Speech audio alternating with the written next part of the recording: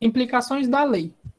A gente já viu basicamente todo o conceito dela e a parte do dinheiro, da troca de produtos por produtos, a parte da função. Vamos ver agora como que ela diz, como alguns agregados macroeconômicos vão funcionar. O primeiro deles é pleno emprego. Quando eu falo em pleno emprego, vocês esqueçam que pleno emprego é emprego-trabalho, é tipo emprego de uso. Então, é pleno emprego das capacidades produtivas. Então, eu falo pleno emprego do capital, pleno uso do capital, pleno uso dos fatores de produção. Então, é isso por emprego. Porque aí a pessoa acha que não, é só trabalho que tá valendo. Assumir o único limite para a demanda real é o volume da produção. Implica dizer que os obstáculos à expansão da demanda são os próprios obstáculos ao crescimento da produção. O que ele está dizendo?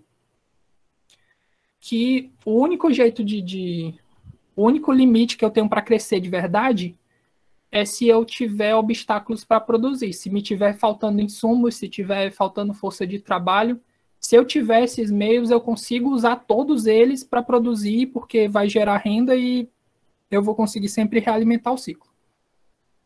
Então, se o volume da força de trabalho e também os meios de produção eles são regulados pela própria produção, nós temos que a economia tende naturalmente a operar com pleno emprego dos recursos.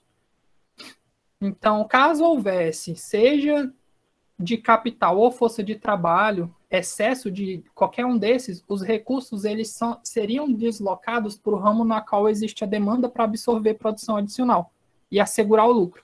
Tem muito trabalhador trabalhando numa área, o salário caiu, ele percebeu que é melhor ele ir para outro lugar, ele vai. Tem muito capital e aí ele vai para receber mais. Aqueles que sobraram no setor inicial que estava recebendo pouco, por ter menos gente, vai corrigir a quantidade do que eles receberiam de salário. E essa oferta em excesso de trabalho, ela vai produzir algo onde a demanda estava insuficiente. A mesma coisa é com o capital. O capital que está recebendo pouco lucro de um lado, ele vai se deslocar para onde a demanda for insuficiente e onde ele for receber maior lucro. Logo, esses excessos é um pontinho que a gente tem que fazer a diferença agora, vocês prestem atenção. Esse excesso de recursos, quando ele é pontual, ele cabe dentro da lei. Quando ele é geral, o que tu diz, Luiz, por ser pontual e geral? Quando eu digo que eu tenho excesso de força de capital, é porque foi gerado essa renda, quando eu tenho esse excesso de capital, é porque ele foi gerado em algum lugar e está sobrando.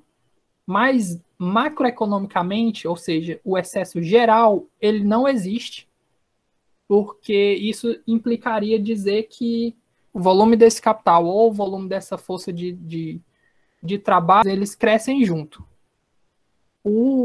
Vai ficar mais simples quando eu mostrar como é que o Ricardo explica isso. Ele diz assim, esse excesso geral de capital, força de trabalho, ele vai infringir a lei de Serre. Mas o Ricardo diz que eles se corrigem. Como é que eles se corrigem? Tipo assim, quando a acumulação ela se intensifica, eu vou elevar a taxa de salário. Porque tem mais dinheiro, eu vou pagar mais para eles produzirem, sei lá, produzir mais feliz e me trazer mais lucro. As pessoas ganhando mais, elas vão ter condições melhores de vida, vão ter confortos maiores e provavelmente elas vão ter um número maior de filhos. E isso vai fazer com que aumente a força de trabalho. Então, antes eu tinha um excesso de capital que provocou um excesso nos salários, que provocou um aumento do número de trabalhadores, porque as famílias aumentaram. Essa força de trabalho, esses trabalhadores a mais, eles vão pressionar mais na frente com que o nível de salário ele caia. Ele vai cair, dizendo eles, até o socialmente aceito, de modo a equilibrar o excesso de capital e o excesso de trabalho. Então, esse equilíbrio entre excesso de capital e o de trabalho que levou a crescer a população e assim baixar o preço do trabalho, esse preço do trabalho ele chama de preço natural do trabalho. Se cresce demais, tem mais gente que depois pressiona os salários para baixo e ele volta para esse preço natural.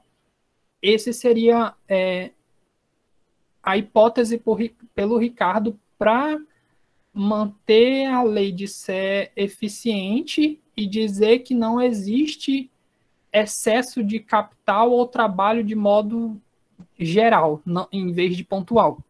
A mesma coisa ia funcionar caso tivesse no sentido contrário, fosse, em vez de ter o excesso, tivesse uma perda, sabe? Um tivesse muito maior do que o outro, ou o trabalho muito maior que o emprego, ou o emprego muito com capacidades maiores do que o capital. Esse processo, aí vem uma crítica que eles fazem a Ricardo. Então, se ele falar assim, olha, a gente está falando sobre o trabalho, sobre o preço natural do trabalho, que o Ricardo defendia, por que que os outros criticavam ele? Porque o Ricardo ele levava essa ideia que é de longo prazo, não tem como a pessoa comer alguma, sei lá, a família está consumindo mais, do nada nasce uma criança que já está com 18 anos pronta para trabalhar. Não é assim. O negócio ele é de longo prazo. Então, o Ricardo ele usava tanto essa ideia de que os mercados se ajustavam entre o excesso, entre o quanto de capital eu tenho e o quanto de força de trabalho eu tenho, só que ele usava tanto isso que parecia que o efeito dessa política ela era imediata. Então ele falhava em explicar, no caso a economia clássica, ela falha em explicar a manutenção do emprego, do trabalho no curto prazo. Então, se vocês forem fazer uma crítica ou depois escutarem isso, vai ser bastante comum. A economia clássica falhava em explicar a manutenção do pleno emprego, desse emprego do trabalho no curto prazo. Ela só conseguia dizer como isso funcionava no longo prazo. Mas no curto prazo ela não conseguia dizer por que está sobrando gente, por que está sobrando capital. O professor ele pergunta isso várias vezes. Os neoclássicos, sem desfazer-se da lei de Sé, eles abandonaram essa visão ricardiana do preço natural do trabalho, porque eles viram que não dava para explicar o negócio. Então, eles acabam partindo para visualizar essas coisas como o ponto de equilíbrio. Eles têm que visualizar oferta e demanda de trabalho com a oferta e demanda do salário. Então, mas eles não equalizam todo mundo no mesmo lugar. Eu não digo que tem um preço natural do trabalho, eu digo que as pessoas elas vão ter atividades e níveis de salários diferentes, dadas as funções delas que são diferentes. Então, eu tenho diferentes níveis de salário em função da oferta e da demanda de trabalho. Eles acabam introduzindo uma concepção que vão usar muito depois, que é dizer que o serviço ele pode ser produzido por qualquer combinação de fatores. É uma coisa que vocês vão ver em micro, que basta eu ter a receita do bolo certo, eu digo, vai 1 litro de água, um litro de um litro de leite, 2 quilos de farinha, uns ovos. Então, basta eu fazer múltiplos dessa mesma receita e eu vou conseguir empregar os fatores. Então, para os neoclássicos, eles diziam que existia substituição perfeita dos fatores de produção. Então, eu podia sempre intercambiar capital com trabalho, e isso ia me dar combinações novas que também eram capazes de produzir. Então, a função básica da empresa, lembrando que neoclássica fala de empresa e não de capitalista, é facilitar a livre ação entre cada um desses agentes, facilitar esse intercâmbio. Então, a empresa está lá só para facilitar esse rearranjo. Então, esse é um princípio que segura para fazer parte integrante da teoria neoclássica, que é a substituição dos fatores. Os neoclássicos eles também falam sobre a oferta de trabalho determinada pela desutilidade marginal do trabalho. É um nome complicado e às vezes parece difícil de entender, mas não é. As pessoas elas aceitam trabalhar até o ponto em que o acréscimo do seu trabalho não lhes cause uma insatisfação superior ou mesmo igual à satisfação que obtêm do salário que recebem por esse montante adicional de trabalho. É meio gigante e parece estranho, mas é assim. Você está trabalhando X horas, trabalhando 10 horas. Se vem teu chefe e diz, olha, eu te pago mais 50 para tu trabalhar 1 hora aqui. Se tu achar que o que tu vai ganhar por o que tu vai conseguir comprar com esses 50, a vantagem que tu vai ter por esses 50 for menor do que o desgaste que você vai ter para trabalhar essa hora a mais, sei lá, 8 horas da noite, você não vai aceitar. É isso que eles chamam por desutilidade marginal do trabalho. Quando essa insatisfação ela é superior ou ela é igual àquilo que você está recebendo, você não aceita o trabalho. Por que ele diz igual também? Porque se tu acha que a insatisfação que tu tem de trabalhar mais de 7 a 8 da noite pelos mesmos R$ 50 vai te deixar na mesma, tu vai embora para casa mais cedo. Então, é isso que ele significa por desutilidade marginal do trabalho. E isso é um conceito importante para eles explicarem por que não está tendo pleno emprego dos fatores. Tipo, não seria... Eles não estão se desfazendo, na verdade, da lei de Sé, mas eles estão abandonando o preço natural do Ricardo. Eles vão dizer, olha, tem gente que não está querendo trabalhar por esse preço que eu estou ofertando. Aí o motivo é esse, entendeu?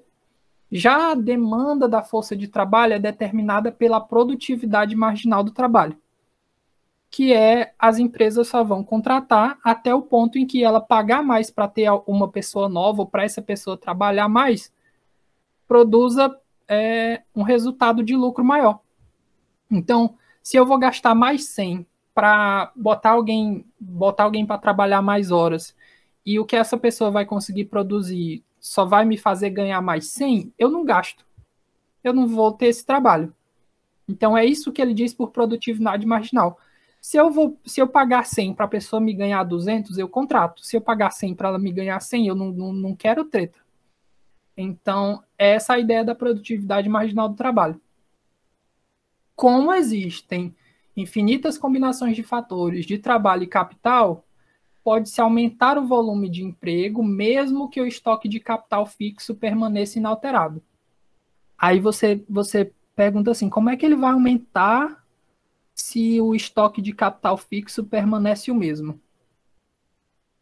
Ele vai fazer isso através de substituições. Ele percebe que é melhor ele colocar num outro setor e realocar os trabalhadores e pagar outros valores para algo que tem uma demanda ou uma demanda diferente, um desejo diferente, e exista a possibilidade daquele consumidor pagar mais, então ele consegue, com o mesmo capital, só realocando os recursos e flexibilizando a taxa do salário, ele consegue fazer com que eu aumente o volume do emprego, eu consiga empregar mais gente, permanecendo o nível de capital fixo.